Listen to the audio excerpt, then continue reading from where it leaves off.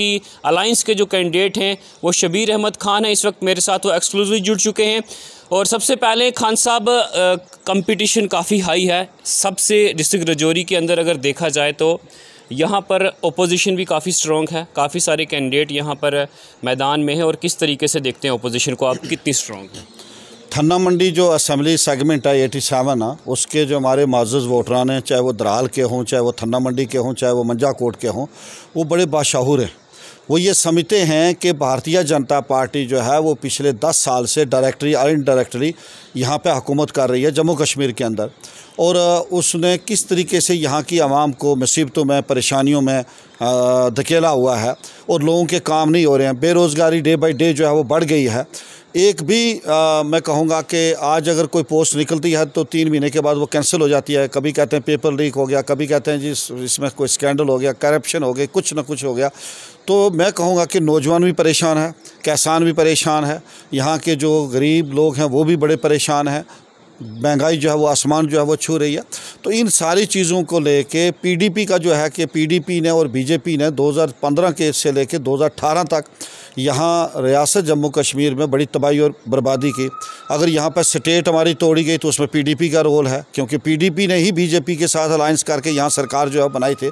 तो मेरा कहने का मकसद है कि लोग पीडीपी से भी तंग हैं, बीजेपी से भी तंग हैं। आज़ाद उम्मीदवार का तो कोई खाता ही नहीं है। और आज़ाद उम्मीदवार के बारे में लोग ये सोच रहे हैं कि भाई ये तो प्रॉक्सी कैंडिडेट हैं किस्म के इन पॉलिटिकल पार्टीज़ के। तो मेरा कहना यह है कि यहाँ कोई कंपटीशन नहीं है।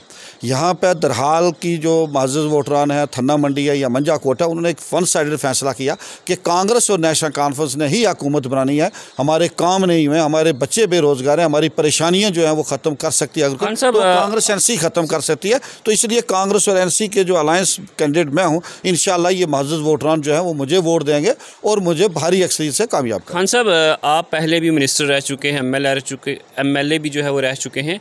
इस वक्त जो लोगों का जो लोग चाहते हैं कि डेवलपमेंट हो, कितनी डेवलपमेंट आपके एरिया में हुई है? बस जहाँ तक आपकी जो कंस्टिट्यूंसी वहाँ उस एरिया में जनाब 2008 से लेके 2014 तक जो है मैं एमएलए भी रहा, यहाँ का मिनिस्टर भी रहा। माशाअल्लाह उस वक्त बहुत बड़े काम जो हैं ख़ासकर राजौरी पुंछ में बिलखसूस हुए। पूरी रियासत में तो हुए बिलअमूम, लेकिन बिलखसूस राजौरी पुंछ में जो है वो जितने भी हमारे बड़े पावर प्रोजेक्ट्स है या दूसरी चीज़ें थी वो जो है हुई हैं। काफ़ी बड़े बड़े प्रोजेक्ट जो है मैंने किए। लेकिन ख़ासकर मैं कहूँगा कि डिस्ट्रिक्ट राजौरी और बिलखसूस मैं कहूँगा थन्ना मंडी जो अभी नई हमारी असम्बली सेगमेंट बनी है, उसमें थन्ना मंडी के अंदर मैंने SDM का ऑफिस जो है खोला। शादरा शरीफ के अंदर मैंने नायब तहसीलदार को बैठाया। बहरोड प्रांगण के अंदर मैंने BDO ब्लॉक जो है, एक ही ब्लॉक था थन्ना मंडी के अंदर, मैंने दूसरा ब्लॉक जो है वो वहाँ पर जो है बैठाया। और उसके बाद मैंने साज के अंदर जो है वो नायब तहसीलदार को बैठाया। और इसी तरीके से वहाँ का जो थन्ना मंडी नाले का पावर सेक्टर था या दरहाल नाले का जो पावर सेक्टर था उसको मैंने जो है बड़ा मजबूत किया, क्योंकि पावर की बड़ी मतलब लोगों को बड़ी ज़बरदस्त दिक्कत थी। इसी तरह मंजाकोट आ जाओ, मंजाकोट तहसील कोई नहीं थी, मैंने यहाँ तहसीलदार को बैठाया। मैंने यहाँ SDPO को बैठाया, क्योंकि लोगों को करैक्टर सॉफ्टवेयर, बॉर्डर एरिया था, करैक्टर सॉफ्टवेयर लेने के लिए बड़ी मुश्किलातें थी लोगों को। उसके अलावा मैंने गमीर मुगलों के अंदर मैंने वहाँ नायब तहसीलदार को बैठाया। मैंने वहाँ BDO ब्लॉक दिया, लेकिन वो BDO नहीं बैठ सका। बाद में इस PDP और BJP की सरकार ने क्या किया कि उसको ख़त्म कर दिया। वो 50 जो एडमिनिस्ट्रेटिव यूनिट थे उनको कैंसिल कर दिया। इसी तरह मैंने पंचग्राई के अंदर, मंजाकोट के अंदर एक ही ब्लॉक था, इतनी बड़ी पॉपुलेशन, बॉर्डर एरिया, लोगों की मुश्किलात, मैंने दूसरा BDO जो है वो पंचग्राई ब्लॉक जो है वो दिया। उसके बाद मैंने मतलब यहाँ पे रोड कनेक्टिविटी अगर आप यहाँ की देखो, थन्ना मंडी नाले की देखो, और इसी तरीके से मैं कहूँगा कि हर जगह पे जो है मेरे दौर में नुमायाँ काम जो हुए हैं वो यहाँ की पब्लिक जो है, यहाँ के माज़ज़ वोटरान जो है वो बाखूबी समझते हैं। खान साहब, एक तरफ जो है वो बीजेपी डेवलपमेंट का दावा करती है, टूरिज़्म लाने का यहाँ पर टूरिज़्म सेक्टर लाने का दावा करती है, और भी दूसरे जो दीगर कैंडिडेट हैं जो पीडीपी है उनके जो कैंडिडेट हैं वो अपना मैनिफेस्टो दिखाते हैं, लेकिन कहीं ना कहीं लोगों का इस समय जो है वो ट्रस्ट गेन करना कितना मुश्किल है सर? देखो, बीजेपी ने पिछले 10 साल से डायरेक्टली और इनडायरेक्टली वो यहाँ पे हुकूमत कर रही है। अफसरशाही, किसी गरीब आवाम आदमी की बात नहीं सुनी जाती। हमारे दौर में लोगों को पेंशन मिलती थी, ओल्ड एज पेंशन हो, हैंडीकैप्ड पेंशन हो। आज पिछले 1.5-2 साल से लोग दफ्तरों के डेली चक्कर लाते हैं, अभी तक उनको पेंशन जो 1000 रुपया वो नहीं मिली। इसके अलावा मैं आपको बताऊं कि बेरोज़गार नौजवान जो हैं वो कितनी रिटायरमेंट हो गई, एजुकेशन डिपार्टमेंट में कितनी रिटायरमेंट हो गई, इसमें पब्लिक हेल्थ इंजीनियरिंग में कितनी रिटायरमेंट हो गई, पावर सेक्टर में कितनी हो गई, और बाकी डिपार्टमेंट्स में मैं कहूँगा कि कितनी रिटायरमेंट हो गई। लेकिन एक भी लिस्ट जो है वो यहाँ पे नहीं निकाली गई, ना ही यहाँ के नौजवानों को जो है वो रिक्रूटमेंट हुई। तो इसी तरह पीडीपी का अगर आप देखेंगे तो पीडीपी ने भी 2014 से लेकर 2018 में बीजेपी के वो अलायंस में रही और उनकी कोलिशन में गवर्नमेंट रही, और पीडीपी ने रियासत जम्मू कश्मीर की अगर तबाही और बर्बादी की है तो उसमें पीडीपी भी बीजेपी के साथ जो है बराबर की शरीक है, क्योंकि रियासत तोड़ी गई, दफ़ा 370 को ख़त्म किया गया, यहाँ पर 35A को ख़त्म किया और यहाँ के लोगों को परेशानी में जो है वो धकेला गया। तो इन सारी चीज़ों को लेके लोग इनसे पीडीपी से भी बीजेपी से भी ज़बरदस्त तंग है। इसीलिए इंडिया अलायंस राहुल गांधी जी ने, मल्लिकार्जुन खड़गे जी ने, डॉक्टर फारूक अब्दुल्ला साहब, उमर अब्दुल्ला साहब और मियां अल्ताफ़ साहब ने बैठ के ये सोचा कि जम्मू कश्मीर को, आवाम को इस दलदल से हम कैसे बाहर निकालें। तभी ये जो है वो नेशनल कॉन्फ्रेंस और कांग्रेस का अलायंस हुआ, और मुझे उम्मीद है इंशाल्लाह 8 अक्टूबर को जब काउंटिंग होगी उसके बाद यहाँ पर कांग्रेस और नेशनल कॉन्फ्रेंस की सरकार बनेगी। यहाँ की बेरोज़गारी ख़त्म होगी, यहाँ की परेशानियाँ लोगों की कम होंगी और यहाँ तामीर और तरक्की होगी। लेकिन टूरिज़म सेक्टर की अगर आप बात करें कि बीजेपी दावे कर रही है हमने टूरिज़म सेक्टर को यहाँ किया, मैं आपको एक मिसाल देता हूँ कि जब मियां अल्ताफ़ साहब यहाँ के फॉरेस्ट मिनिस्टर थे, उन्होंने इको टूरिज़म के तहत देरा गदरी में हट्स बनाई थी और इतना बड़ा पैसा, और उनका ये कंसेप्ट था उस वक़्त उनका मियां साहब का कि हम देरा गली से लेके बीजी तक एक ट्रैक बनाएंगे जिसमें बाहर के बच्चे आएंगे, टूरिस्ट आएंगे और यहाँ रजौरी पुंछ में जो है वो हमारा टूरिस्ट बढ़ेगा। यहाँ पे टूरिज़म डेवलपमेंट अथॉरिटीज़ हमने बनाई थी। सर आज उनका हालत आप देखो, बीजेपी और पीडीपी की सरकार के बाद बुरा हाल है, वो बिल्डिंग्स कोलैप्स हो चुकी हैं, सारा कुछ ख़त्म हो चुका है। तो मैं ये कहूँगा कि बीजेपी जो कुछ कह रही है झूठे दावे कर रही है, पीडीपी जो कह रही है झूठे दावे कर रही है। खान साहब, एक पार्टी का मैनिफेस्टो एक अपनी जगह पर, मगर लोगों का ये कहना है कि हमें ऐसा लीडर चाहिए जो लोकल लेवल पर हमारी जो है वो मदद करे डेवलपमेंट के कामों में, क्योंकि इस टाइम सर 2024 लग चुका है, आज़ादी को 75 साल हो चुके हैं, लेकिन फिर भी आज लोग बिजली, पानी और सड़क के लिए तरस रहे हैं। आप लोकल लेवल पर लोगों को क्या एश्योरेंस देते हैं? बिल्कुल आपने सही फरमाया कि यहाँ की हमारे जो लोग हैं वो आज भी बिजली, पानी और रोड कनेक्टिविटी हो या दूसरी चीज़ों के लिए है वो तरस रहे हैं। मैं आपको एक मिसाल दे दूँ कि मैंने 2012-13 में रजौरी में मिनी सेक्रेटेरिएट की लैंड ट्रांसफ़र की 40 कनाल, मैंने वहाँ का काम करवाया, मतलब पैसा लाया, कोई 31-32 करोड़ रुपया लाया। उसके बाद वहाँ टेंडर हुआ, प्लांट भरे और आज तक 2014 से लेके आज तक 24 तक वो वैसा का वैसा पड़ा। वहाँ पीडीपी और बीजेपी का झगड़ा रहा, वो मिनी सेक्रेटेरिएट नहीं, पूरे रियासत जम्मू कश्मीर में मिनी सेक्रेटेरिएट सारी जगह बन चुके हैं। वो बताना चाहेंगे किस वजह से बन नहीं पाए? झगड़ा था इनका, झगड़ा था पीडीपी का और बीजेपी का। बीजेपी चाहती थी वहाँ से शिफ्ट किया जाए, लेकिन पीडीपी जो है वो कहती थी वहाँ से शिफ्ट करके कहीं और ले जाया जाए। तो मैं ये कह रहा हूँ कि जो मैंने वहाँ प्लांट भी भरे, आपने देखा ख्योरा के अंदर पिलर भी खड़े हैं, तो आज तक वो नहीं बन पाया। हमारे लोगों को कितनी बड़ी मुश्किलात है, एक दफ्तर यहाँ, दूसरा दफ्तर वहाँ, तो सारे ऑफिसर अगर एक ही बिल्डिंग के अंदर बैठते तो कितनी आसानी होती।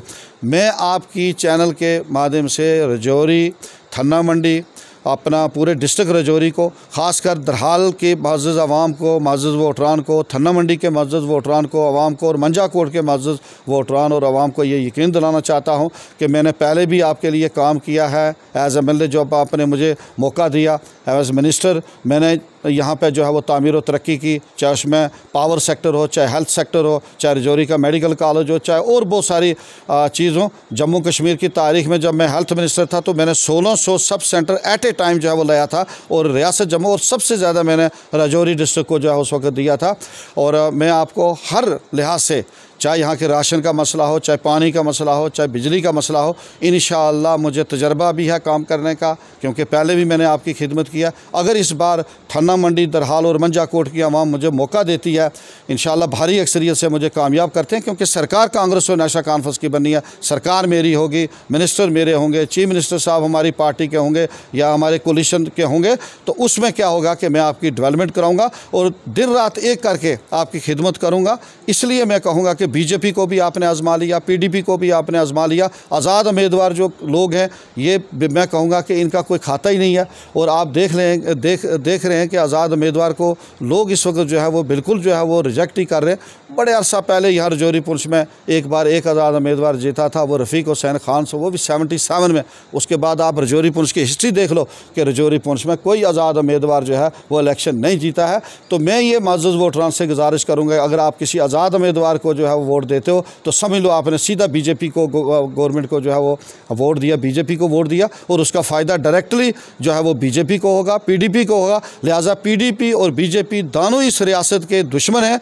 इस रियासत की तबाही और बर्बादी की, जम्मू कश्मीर के लोगों की, नौजवानों की उन्होंने तबाही और बर्बादी की। लिहाजा मेरी गुजारिश है कि हम आपको 2014 से पहले जो सुनहरी दौर था कांग्रेस और नेशनल कॉन्फ्रेंस की सरकार में, एक साल में एक डिस्ट्रिक्ट में हम 3-4 हज़ार टीचर लगाते थे। अब कोई RET, कोई जर्नलिस्ट, कोई पटवारी लगता था, कोई टूरिज़्म में, कोई कहीं एम्प्लॉयमेंट भी आपको मिलेगी। और ख़ासकर मैं एक बात जो इम्पॉर्टेंट जो आपके सामने आप कह देना चाहता हूँ कि हमारे बाप दादा ने जो ज़मीनें उस वक्त बड़ी मेहनत फायके दे के वो बनाई थी, आज 70 साल की, 60 साल की, 30 साल की जो गिरदावरी थी उस पर रेड एंट्री हो गई। इस सरकार ने आके ये किया और वो हमारे लोगों को कितना परेशान किया। तो मैं आपको यकीन दिलाता हूं कि जब हमारी यहाँ पर सरकार होगी, हमारा रेवेन्यू मिनिस्टर होगा, इंशाअल्लाह ये रेड एंट्री हम हटाएंगे, रोशनी की तरह एक ऐसा बिल लाएंगे ताकि हम मालकाना हकूक़ जो हैं वो जम्मू कश्मीर की आवाम को जो है वो देंगे और इस परेशानियों से जो है वो राहत दिलाएंगे।